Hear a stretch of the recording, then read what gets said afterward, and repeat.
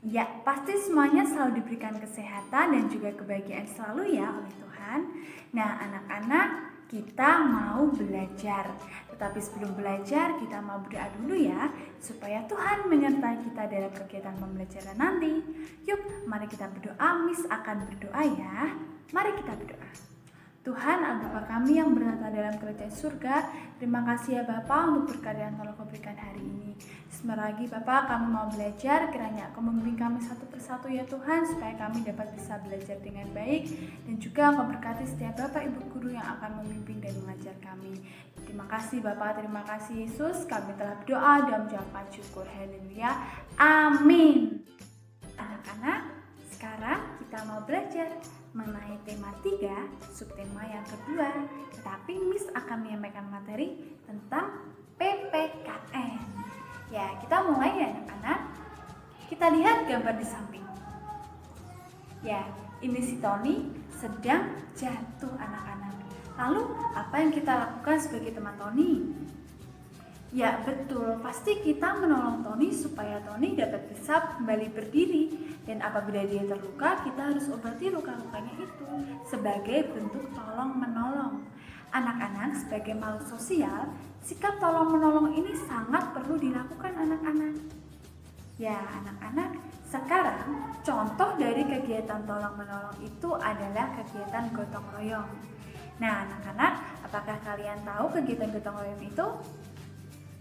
Ya, yuk kita cari tahu artinya dan kita dengarkan artinya lewat penjelasan berikut ini. Pengertian gotong royong.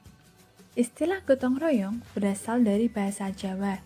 Gotong berarti pikul atau angkat, sedangkan royong berarti bersama-sama. Sehingga jika diartikan secara umum, gotong royong berarti mengangkat secara bersama-sama atau mengerjakan sesuatu secara bersama-sama. Gotong royong dapat dipahami juga sebagai bentuk partisipasi aktif setiap individu untuk ikut terlibat dalam memberikan nilai positif dari setiap objek, permasalahan, atau kebutuhan orang-orang di sekelilingnya. Nah anak-anak, tadi kita telah mendengarkan dan juga mengetahui makna dan arti dari kegiatan gotong royong itu. Nah anak-anak, sekarang Miss mau memberikan contoh mengenai kegiatan gotong royong di sebuah kampung halaman Suci tinggal. Ceritanya seperti ini. Nah, anak-anak ceritanya sebagai berikut. Di kampung tempat tinggal Susi, mereka sedang melaksanakan kegiatan gotong royong. Kegiatan gotong royong mereka lakukan yaitu membersihkan lingkungan tempat tinggal mereka. Nah, mereka semuanya memiliki tugas sendiri-sendiri. Ada yang menyapu jalan, ada yang mencabuti rumput-rumputan liar, ada juga yang membersihkan got, dan membersihkan setiap tempat-tempat kotor lainnya. Nah, yang ikut itu ada bapak-bapak, ibu-ibu maupun anak-anak. Semuanya ikut aktif dalam melaksanakan kegiatan ini. Tetapi juga ada ibu-ibu dan anak-anak juga yang menyediakan makanan dan minuman sehingga mereka yang bekerja dapat bisa makan dan minum. Tidak terasa tiba-tiba lingkungan menjadi bersih dengan cepat karena mereka semua mau bergotong royong membersihkan lingkungan sehingga lingkungan dapat bisa bersih dan juga nyaman. Nah anak-anak, tadi kita telah mendengarkan tentang contoh kegiatan gotong royong di tempat kampung halaman Susi tinggal. Nah anak-anak, sebagai warga bermasyarakat, kita juga perlu menerapkan gotong royong ini supaya kita memiliki persaudaraan dan juga mengikat tali persatuan. Nah anak-anak, gotong royong ini memiliki banyak sekali manfaat. Yuk kita lihat manfaat dari gotong royong. Manfaat serta tujuan gotong royong.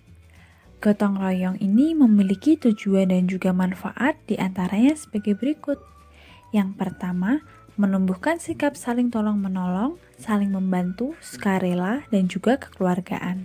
Yang kedua, membina hubungan sosial yang baik dengan masyarakat sekitar.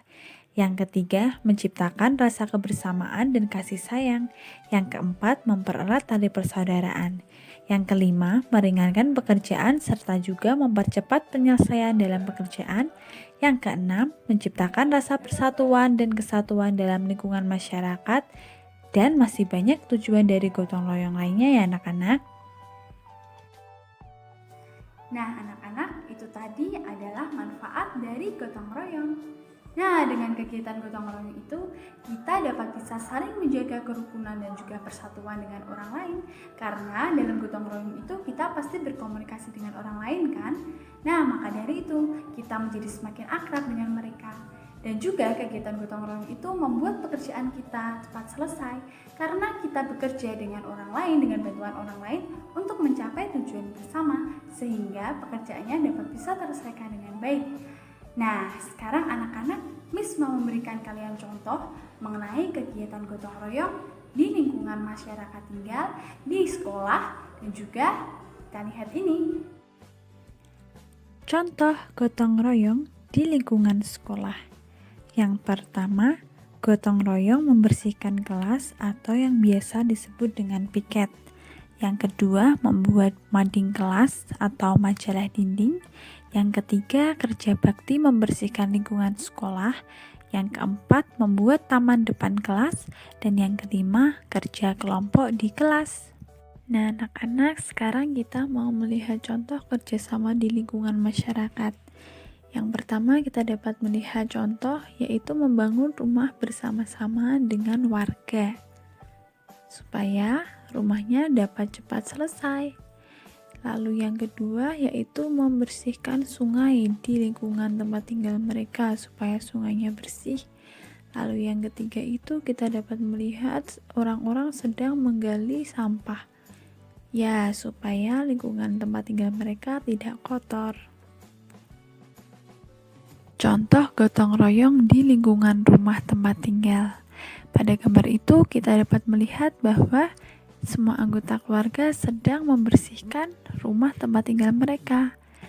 Ayah sedang mengelap jendela, ibu sedang mengepel, kakak sedang menyelap meja, dan adik sedang merapikan barang-barang yang ada di rumah. Ya anak-anak, kita telah mengetahui tentang contoh-contoh kegiatan gotong royong di berbagai macam tempat. Baik anak-anak, setelah ini kalian tugasnya untuk mengisi tugas yang ada di bawah yang telah Miss tulis lewat deskripsi ya anak-anak. Nanti kalian tinggal klik lalu kalian isi. Ya anak-anak, sebelum Miss akhiri, Miss mau berpesan kepada kalian harus terus menjaga kesehatan dan juga apabila berpergian jangan lupa pakai masker dan sering-sering cuci tangan ya anak-anak supaya kita terhindar dari setiap virus-virus yang sedang ada di lingkungan kita atau sedang ada di manapun kita berada. Kita kan tidak tahu, tetapi kita harus tetap menjaga kesehatan dan juga kebersihan. Baik anak-anak, pembelajaran kita sampai di sini. Terus semangat dan semangat belajar. Tuhan memberkati.